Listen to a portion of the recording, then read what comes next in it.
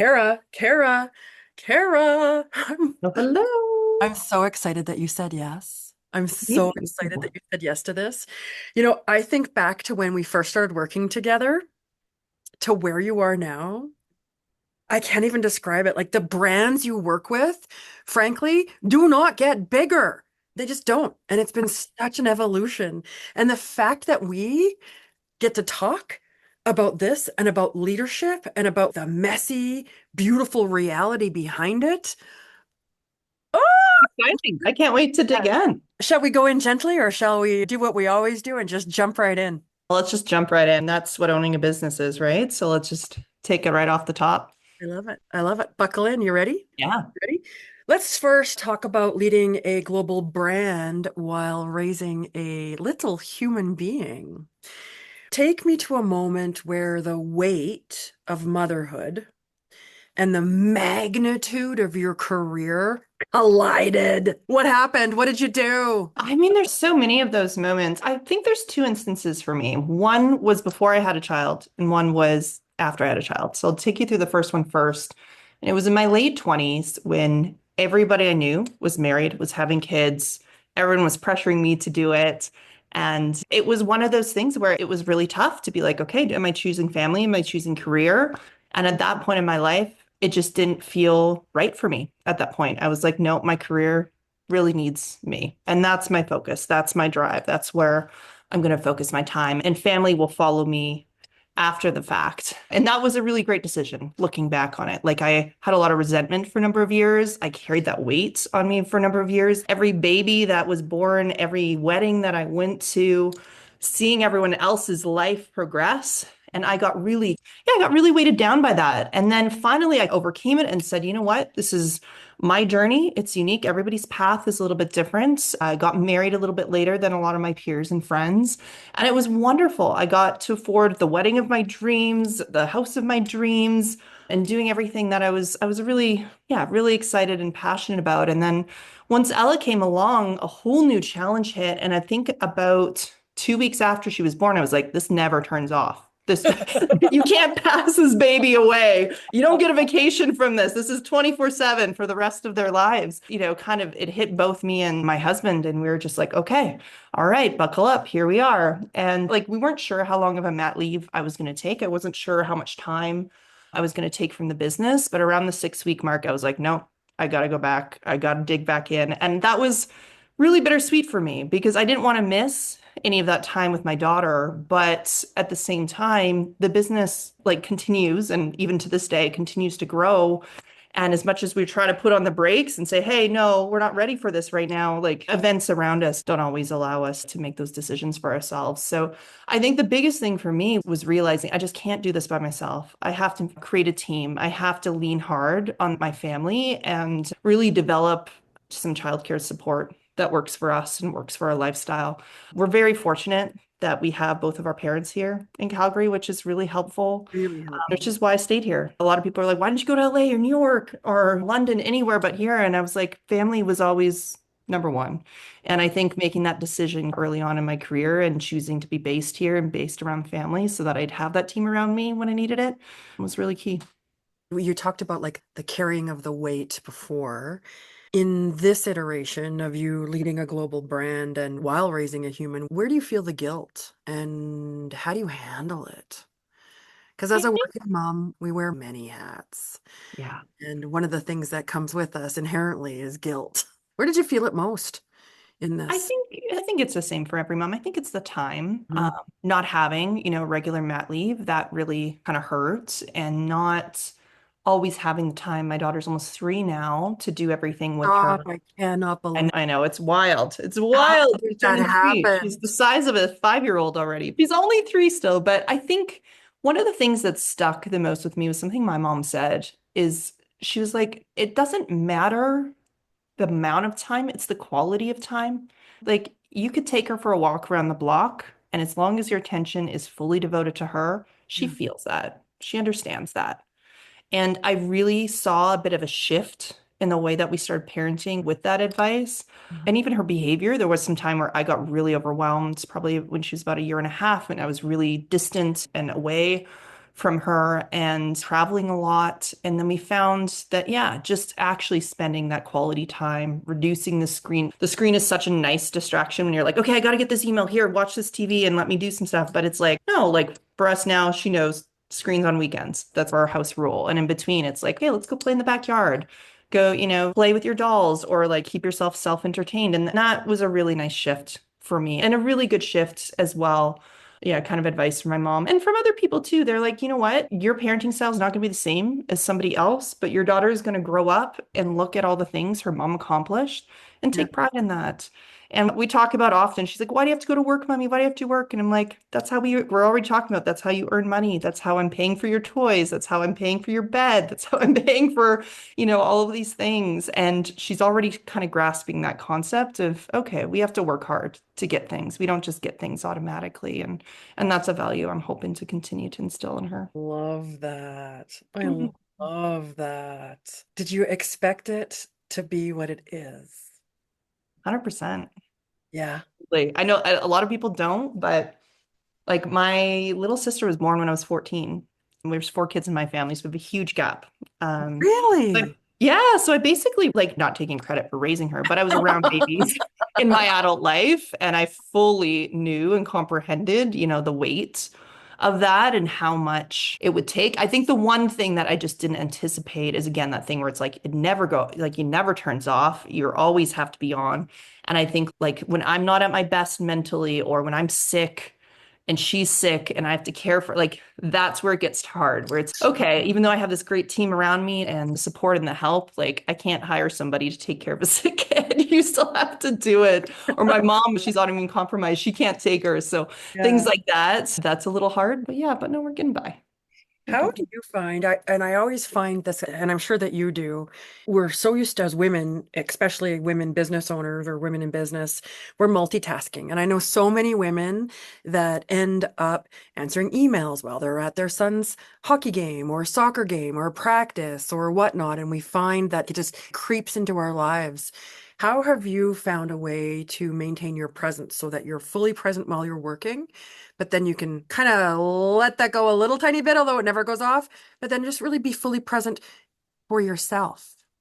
yeah And then really I present for your relationship with your husband, and then really present for your relationship with your daughter, because they're different relationships. I can't say there's a simple answer to that. Like, I'm personally seeing a therapist just to work through some of those issues. So I'll be very vulnerable and honest with that. Well, That's probably one of the hardest things is how do you be present? And then also, like, for me, I had a lot of health issues coming out of my pregnancy. I had a lot of brain fog. I have a thyroid disorder that was really impacted with that. So it wasn't even so much the amount of emails and communication coming in. It was like the amount of stimulation. Like I was always feeling like I was in six places at once and not really understanding how I can just focus on one thing. And for me, it was a lot of reducing the things in my life. You know me, I'm a social butterfly. I used to be at every single event, every single press opportunity, and really being present in mm, like fashion community, art community, film community.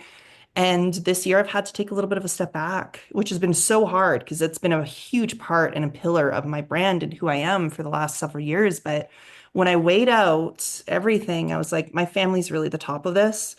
It's my daughter, my husband, and then it's work, and mm, then it's all those social engagements. So kind of pulling back a little bit to hopefully take a bit of a step forward and not having as much of that pressure really helped and just being like, you know what, it's okay. I've been in the social scene for a while. I've like, we used to host these beautiful large fashion shows and big events, and we're taking a step back from that this year. So okay. anything that is just like a really big time suck Yeah. that just doesn't align with those values, I've started to get rid of. But I think the first step of taking care of yourself is therapy, is making time for exercise and eating well. Like, been back on a meal plan, which I'm really excited about and is feeling great. And like making those small investments and not taking it all in at once. Every Yeah. week, I just make a little goal. I'm like, okay, little steps, baby steps every week. And then eventually, a few months later, you're like, okay, things Yeah. are better. Things are getting to be more manageable. And I You- found that really helpful. And not only do you have Ella, who's 3, you've been married now, what, 5 years? Yeah. Yeah. Huge global market expansion of your business. falling in love and marrying the love of your life, Mhm. having a baby, all of these new things that have come up. What a wild ride that must have been. How have you been able to maintain your presence with your spouse? How have you been able to maintain like the love, the playfulness in your relationship, as opposed to what happens to a lot of us without intention, is you become more partners. It's more calendar management. Okay, you're going to go here. You got to go here. I'm working here. I'm flying here. You're doing this. Okay, you've got stuff. You've got stuff. You've got stuff. How do you maintain the joy and the vitality of the love that you have? Because it's hard. It is really hard. And again, I can't say there's a special or secret sauce or secret answer to that. And again, another thing that I'm going to therapy for, so you're touching on all the good things, but in a good way, in a good way. Like Yeah, we're in a really great place right now because of that communication, the communication that we can drift apart, especially when things are busy. But I think the most important thing that we continue to talk about is, do we want to choose each other? And the answer is always yes. I We love always want to be with one another. We see this life together. We see the benefit on Ella's life, having a mom and a dad together. Like she always brings us together in a big family hug. She'll wrap her arm around Brendan, wrap her arm around me, and it's just, it melts my soul. And having those moments where you're like, no, like it's, even if it's hard, it's still better together. And so I think just finding the little joy, finding the little moments, again, really showing the priorities. If you have the chance to spend, 6 nights out with your friends versus one night with your husband, like choose it. your husband, like that's what I'm doing at least at this point in our life. We had an amazing opportunity. We went to Italy for 5 weeks last year for our honeymoon. We had it like very delayed due to COVID honeymoon, and that was a really nice reset for us. So yeah, so just trying to find the little things. We're also very fortunate. We get to do a lot of projects and a lot of work together. So Mhm. that also helps to bring us together more. So we're seeing each other more on a daily basis than maybe some couples that work apart. So we don't fully work all the time together, but yeah, we get to do traveling and trips and different projects together. Which Which is nice. also adds another interesting layer to the Mhm. dichotomy that is you Yeah. in the relationship. Your husband's super successful, has his own gig going on, his own career Yeah. going on, and then you guys get to work together at some point. So it's your lovers together, your spouses together, your partners together, your parents together, and then working together sometimes. Yeah.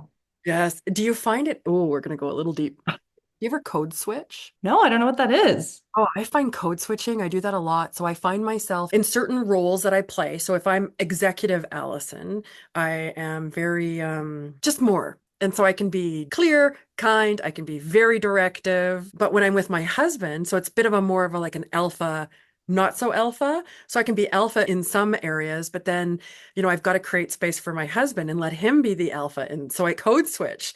So I'm this powerful house outside, and then I'm like, just take care of me. I need my whoopee. You do the same? Do you find yourself like just mirroring and matching the different kind of roles that you play? Sometimes I don't know. I feel like just in our personalities, Brendan and I are very well matched in general. Like he's a little softer, I'm a little bit more forward. So in general, we kind of naturally, our personalities just do that. But I do find myself probably to my detriment sometimes bringing my work voice home, or like I always joke in my household, they're like, that's your phone voice. Take your phone voice off. I learned Um, that a long time ago too. You're not the boss of me, mom. Yeah, exactly, exactly. So definitely something that I'm getting more attuned to, but no, nothing that I've ever focused or paid attention to yet.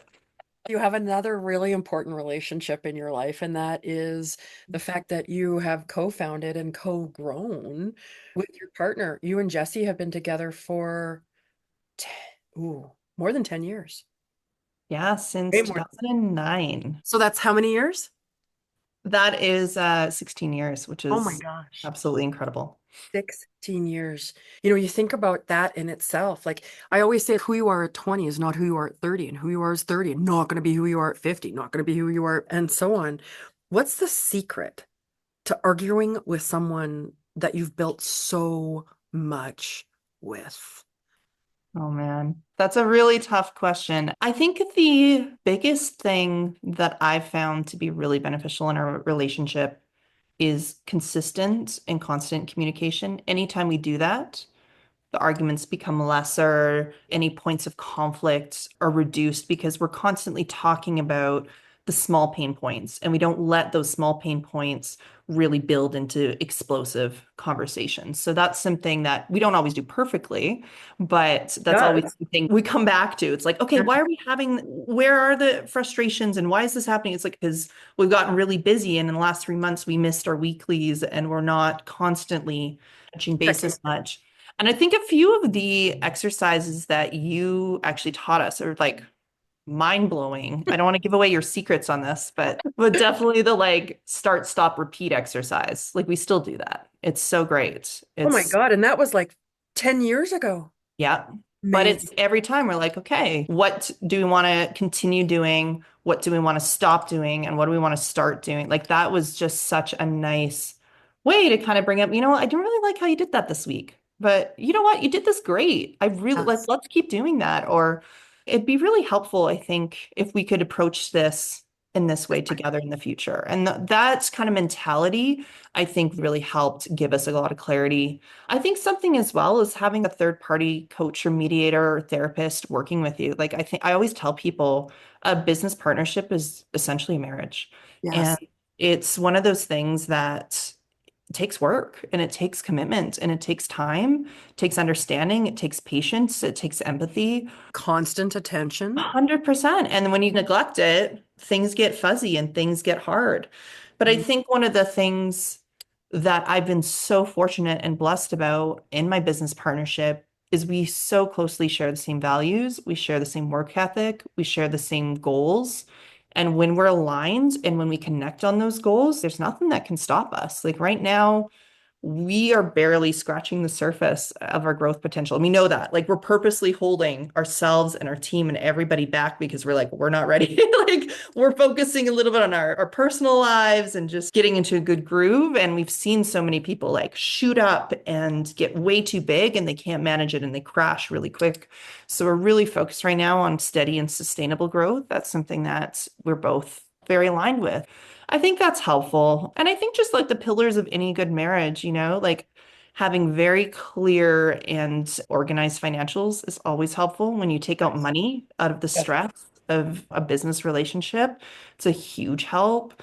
And just trying to make as many decisions as we can together. So again, we're aligned and we're moving. I had a therapist tell me this years ago. They're like, every good partnership, like you really want to be moving at the same time, at the same speed in the same direction. And if one person's starting to do this, like it's never going to work. You're never going to get together. So what can you do to bring yourselves together? And if you're not going together, if you're not on that same path, then that's time to relook at things. Yeah. Your world is this crazy, magical, super high stress, high stakes, Yeah. highly volatile, lots of emotion, lots of creative, high demand. How do you interface with a partner and how do you what are some really good ways you guys have decided to make decisions, especially when you're under stress? Making decisions when you've got lots of luxury of time, you can flow with it, but your world is very different. Your world is, from my perspective, you've got to be in and out in 6 days. You only get 3 days notice and there's $1 million on the line, as an example, right? It's Yep. like in, out, quick, high stakes, let's go, and Yep. lots of moving parts, and you've got to be the eye in the center of the storm. Yep. Both of you, especially when you're on set, right? How have you guys found ways to make decisions under stress together, especially when they're big, critical? Like in your world, all of these thousands of pieces have to come and align just perfectly to get flawless execution. And that's what your clients demand out of you is flawless Yep. execution. So how have you managed that high stress decision making? I think it actually goes back all the way to our education, as weird as that sounds. Like we were both went to university. I was an engineer. Jesse was a chartered accountant before running our film production company. And An in case engineer and accountant decided to I know, do who your would have craft thought? Now we're house. working in fashion and film. But honestly, I think it's that idea of always anticipating the risks Yeah. so that you try to take the stakes out so that when things are stressful, they're not as stressful. They're not the worst case scenario. They're the hopefully lesser case scenario. So I think risk management is a huge part and foundation. And that's something that both my business partner and I really feel strongly about. And then on top of that, it's creating a bit of a metric to guide you. And you, again, you, I'm not, I don't want to spill all the Allison's secret sauces out in here, but you really helped us with that. I think you called it a measuring stick. Yeah. And like, okay, if a project is this dollar amount with these benefits, we're going to say yes to it. If it doesn't fit within a certain bracket or parameter, it's no, we're not going to do it. We don't have time to take that on. We got to keep focused on the path forward. And I think as soon as we did that, it took all the emotion Out out of of it. that decision making. And I think when you get emotional on your decisions, that's when you make the wrong choice. And that's something that took me a lot. That was probably 10 years before I learned that. Like I used to get like it, the stress and the weight, and even like some of our first employees, do we keep them? Do we not keep them? How do like, oh my gosh, like it would weigh so heavy on my heart. And when it was like, okay, like let's take a look at the bigger picture. Let's take a look at some of these metrics that we've set out for ourselves. And then eventually you get really good at it because you're practicing. Yep. So as soon as the more decisions you make using these tech metrics and tools, the easier it becomes. And now I would say in our 16th year of business, it's a gut feeling. I Yeah. just know right away. So I Yeah. can make that decision instantly. And the cool part is Jesse and I usually make the same choice. Yep. It's very, I would say less than 5% we make different choices. And we always joke, we're like, we're interchangeable. We'll make the same choices. We'll say the same things. We'll even show up in the same outfit a lot of the time. But I think setting those benchmarks, in the mid lifespan of our business really helped us. Also think it's interesting because it's something that all business owners, entrepreneurs, I would say business leaders as well, face. When we're just starting out, we say yes to everything. Everything. Ev- Everything, regardless. And we're either building our book of business, we're building our portfolios, we're building whatever we're building. So we say yes to everything. And sometimes it's really hard for business owners to shift that and to shift instead of the business running you, you running the business. Yeah. And having like tools like a measuring stick, I think really helped you and Jesse have the luxury or give yourself permission to be Yeah. able to say no to things. What was it like for you? Because I know it was probably very scary, but what was it like for you and Jesse when you said no to something that you've always said yes to, even though you know what you shouldn't be doing it? You finally said no. I'm so Yeah. sorry. We're gonna pass. Yeah. I mean, initially it was really hard. And a few times I walked back on it. And then I learned very quickly that was a wrong decision. So it was like, I shouldn't say it. We're going to say no. We're going to say no. Someone convinces us to do it still.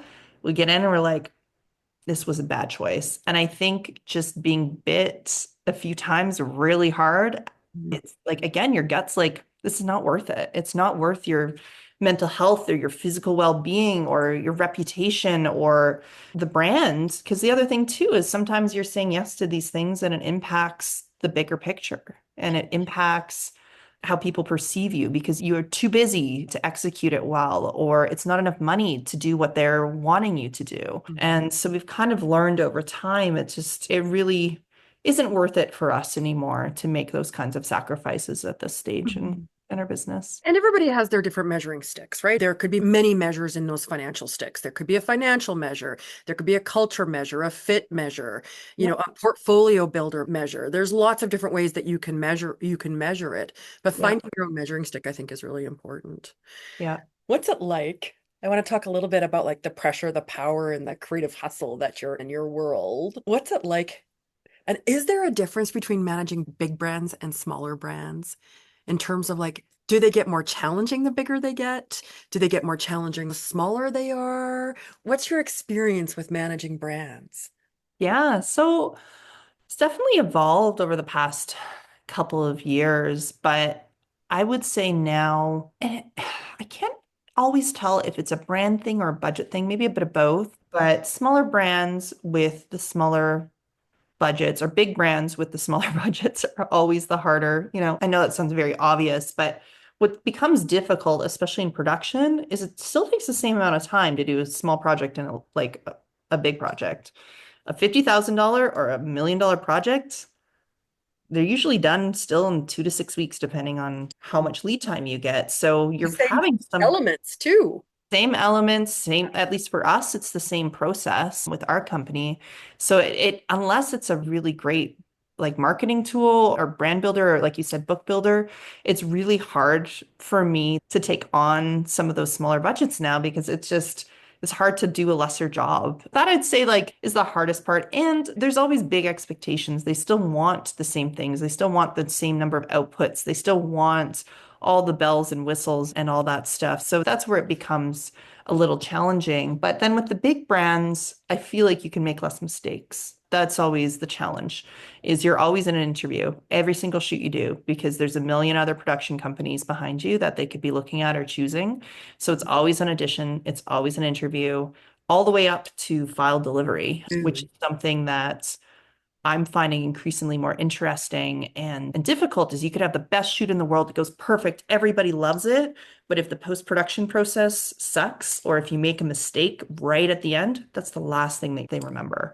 So having that consistent, level of service from the start all the way through to the very end, like that can be a 2, 3, 4 month time period sometimes. Like that gets really hard. Like you get really worn down sometimes.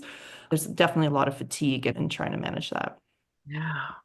Working with the caliber of brands that you do, that also allows you to work with the caliber of talent that you do. So, what is it like working with A-list talent without losing yourself? How do you Mm. stay grounded? Because you're in this, it's like you catapult into this magical world and then you come back into reality and then you catapult yourself back into it. How do you do that without losing yourself? Because it's so easy to get seduced by Yeah, that. it is, but I think one of the things that we learned, and we learned very quickly with the production companies, with talent, with directors, with photographers, every single person is replaceable. It doesn't matter how good you are or what you bring.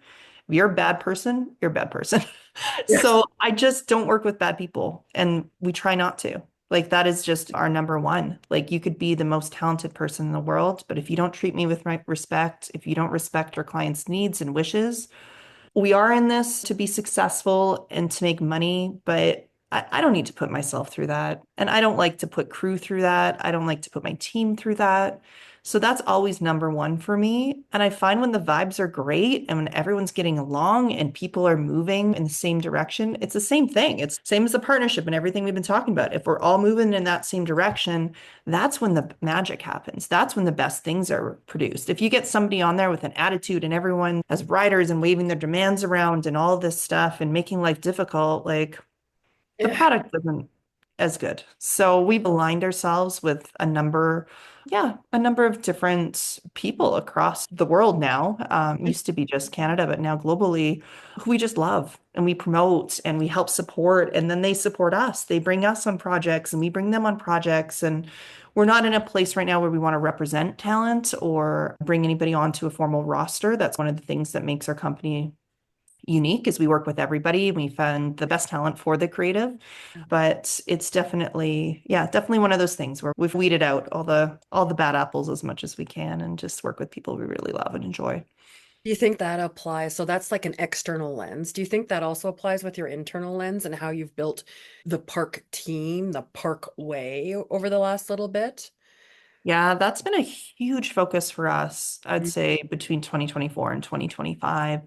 We experienced, like as you mentioned, a pretty big growth trajectory in the last couple of years, and we are just finding that it was really tough to have a team that would grow with us. And that was one of the things that we're internally really working on right now is Jesse and I have worked really hard to attract these types of clients and speak the language and be in the room. And I think a lot of times because we come from a non-traditional film background, like we understand the language of the corporate cultures, we understand the goals of these projects, and it's not just creating something beautiful. We've done that for 16 years. We have so many spec projects and creative projects that we've done over the years. But I think really what we're focused on now is execution and executing at an excellence that is that global standard. So yeah, building up team members that align with that and believe in that and want to grow with us at the same speed has been really crucial. Really crucial. It is like the caliber of your people internally, they are your economic engines. They drive and propel your organization forward. It's a Yeah. challenge. The people piece is the I believe, the hardest piece to wrap your arms around when it comes to business. Yeah, Yeah, for 100%. sure. Listen, what's a shoot? What's a project that nearly broke you? And how did you recover? Oh man. She said, I want to talk about that one. I don't want to talk about that one. No, I'm just thinking of like, oh my client exclusivity. I'm going to use my own project Yes. as an example, just to keep all my clients happy out there. Yes. I think honestly, working in fashion was some of the hardest things we ever did. Really? Yeah. Whoa, tell This what? day, Yeah. some of the fashion shows and events that we did, like productions that we have now, probably the biggest jobs that we had, maybe 150, 200 crew members, which is a lot. That's a lot to manage. It's a pretty big team. It's not film levels, but for commercials, that's quite a significant amount. But on our fashion shows, sometimes 1,200 people, 1,500 people, and then your backstage staff, again, of a couple hundred and event staff.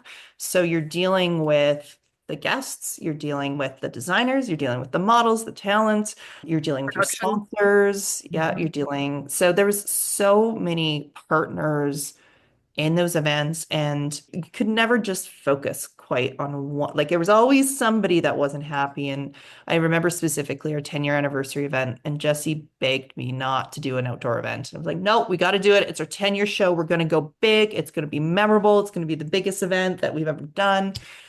And it was, and it still is, Yep. and it achieved all those metrics. But the only thing we didn't plan for, we planned for rain, we planned for sun, we planned for wind, we didn't plan for lightning. And we were shooting on a metal bridge over top of a huge body of water. And the day of the show, it was lightning storm the entire day. So we Mhm. couldn't set up, we couldn't do anything. And we had to push the show a day, which was a miracle that we even made that happen. Like that was like getting Oh, permits on a goodness. weekend and pushing the Oh, permits and rescheduling all the tickets and getting the information out. And we got hate mail. People were like, I'm here one day from London, England, and I'm not going to be here tomorrow. And you've ruined my entire trip. Like, I came all the way here for like, I have never received so many horrible emails at once just because I pushed a show because of weather. And why yeah. didn't you have a whole indoor location rigged up with $200,000 of equipment in your back pocket? Like, why didn't you afford that, you little non-for-profit, fashion organization? And it was just, yeah. And then I left for Australia like 2 days after the show, and my entire trip, just emails, people wanting their Oh, money back, and how dare you? And like, it was really hard. It was really hard emotionally, and especially because there was so much love and effort and volunteer hours and all hmm. of that. So I think we really got a tougher skin after that event and a lot of the shows. And I think through that too, like we did learn to start pushing back and saying no and not accommodating so many requests and ideas and all of that. And I think, Hard yeah, lesson. still to this day, I think that event was one of the ones, that one, and we did another shoot in a parkade, or not shoot, a fashion show in a parkade. And we didn't expect, like, none of us really knew how like, it was dirty, but we were like, oh, no, it'll be fine. But it was 2 levels down and underground. And then the week after, we were all coughing up black soot, and our staff got so sick. And all of it, we just didn't even think to wear masks because it was fine. Like when you were down there after the fact that you realized, oh my gosh, we're breathing in exhaust for, I was very young, by the way, I wouldn't make that decision again for like 23. But yeah, so yeah, some of those early fashion shows were pretty rough. We definitely learned the hard way Oh, what gee. not to do. I love the fact that you can look back and just laugh now. Yeah, yeah, 100%. And that's why it is funny. Like whenever clients get stressed out or directors or photographers, they're like, oh my gosh, we're not going to, the sky is falling. It's, no, everybody's safe. This is advertising. We're making pretty pictures. And it's a Perspective. blessing that we even get to do this work. Like, we don't, I think really doing those early shows have helped Jesse and I keep our cool in a lot of Pressure situations cooker. where we've seen, yeah, other people just crumble. And we're like, no, this isn't the worst case. This isn't as hard as you think it may be. And we also actually, I'd say something unique about our company too is we got a lot of our start doing a lot of tourism campaigns and outdoor shoots really remote mountaintops, spaces with no internet, no water, no bathrooms, all that stuff. And so we specialize now in doing kind of those remote locations. And that is something that we have carried with us. And we've noticed even working in other markets and other places, especially bigger cities that they don't do that kind of shooting, find ourselves just being a little bit more prepared and organized and understanding of the risks of doing these kind of more remote shoots. So yeah, definitely a lot. I mean, you could ask me a million, a million stories. We've done a lot over the years. If we focus on you and like your current edge, what's the next thing that you want to work on that you're not quite good at yet? What do you want to work on Mm. next? What's that thing for Kara next? I think it's what we were talking about earlier. We're like, how do you do this and how do you do that? I'm like, that is a work in progress.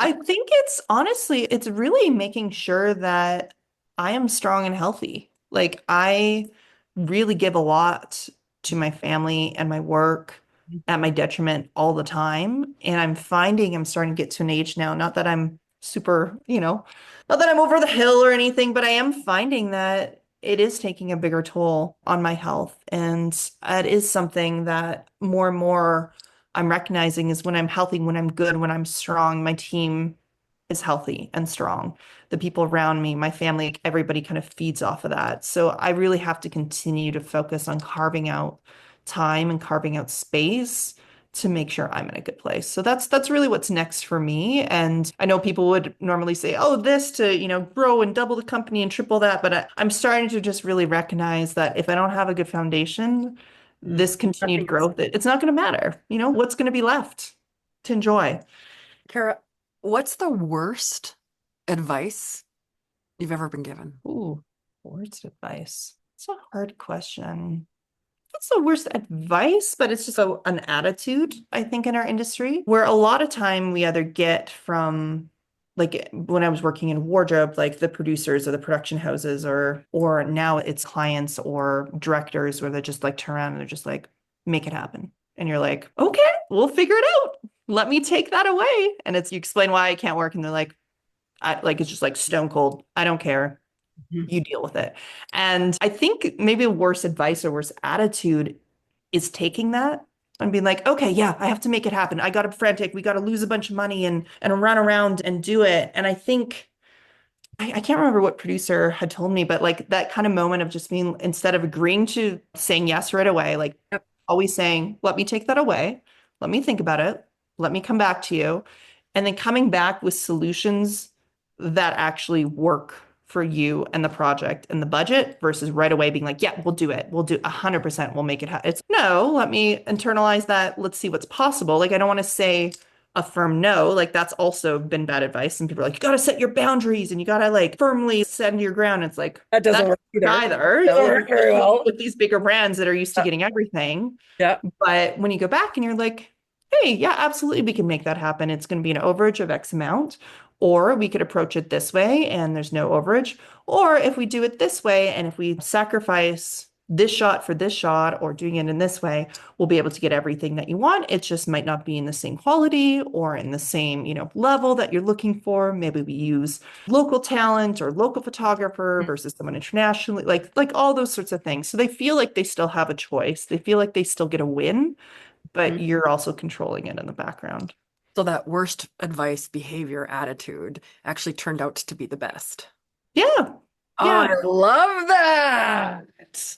What's one thing that you wish new founders knew? If you look back on your career with your partnership with Jesse, what you thought was Park when you first started 16 years ago to what it is now, what's the one thing that you wish new founders knew? But it's not better, it's different being a founder. And I always tell people this. It's not better than working for somebody else. It's Yes. different. You Yeah. have different benefits and you have different sacrifices and you have different, it might not be as exciting and intense and flashy, but sure got work-life balance working for somebody else in a lot of ways or a lot of companies, or you can find a career where you have that work-life balance. You won't ever, well, not won't ever. It's more difficult as an entrepreneur. I also often tell people right away, right off the bat, to read The E-Myth. That was a book that has always stuck really, really. hard with me. And I think just the biggest thing is every entrepreneur I've ever spoken to gets to a point where they're just baking pies. They're just like for me, it was fashion. I loved fashion. I wanted to do wardrobe and I wanted to style clothes my entire life. And it just became a grind, Yeah. like in and out all the time. I was making no money and it was just the slog. And until we started building up a team underneath us, we didn't really start to see the success that I was looking for and the balance that I was looking for. And then also like the processes that could take us to that next level. And I think a lot of people really get stuck in that first beginner level or that, those first 5 years are the worst. They're worst for everybody. Everybody's always in that. And I don't even argue, honestly, the first 10 to 12 are really, I consider anything under 10 years still a startup. yeah, 100%. I'm a Yeah, starter. 100%. Oh my gosh. Yeah. We started our conversation with the beautiful Ella Ola. I like to call her that. Let's finish with it. And so, what is one thing you want your daughter to know about ambition? Because she'll be listening to this. I know. I think that in the end, it does pay off. It's hard, but I think life isn't ever intended to be easy. And things are going to continue to evolve and change throughout your entire lifetime. As I said, things, or as we were talking about before, they're not always better, they're different. And I do feel like in the evolution of business and even the evolution of what your ambition is and what it's towards is different. But at the end of the day, it still gives you purpose. And I think that's something to just carry with you. I love that. Thank you for spending time with me today. I so appreciate you. I'm Oh, so glad you're in my life. me too. Well, thank you for everything that you've always done for us and for believing in us and for We have to really, thank Jessie because Jessie brought us together and it was fashion that brought us together because we happened to be I was wearing the top and she was wearing the bottom and yes, it was a street kind of hey, you got great style. Hey, you got great style because we're wearing the same thing. And look at where we are today. 100%, 100%. No, always have so much gratitude for Jess for that. And this has been just an incredible relationship and you're stuck with us forever. So Oh, you're thank stuck with me you. forever. Wahaha. Thank you, Kara. No problem. No problem. Thank you, Allison, and definitely look forward to seeing this come out.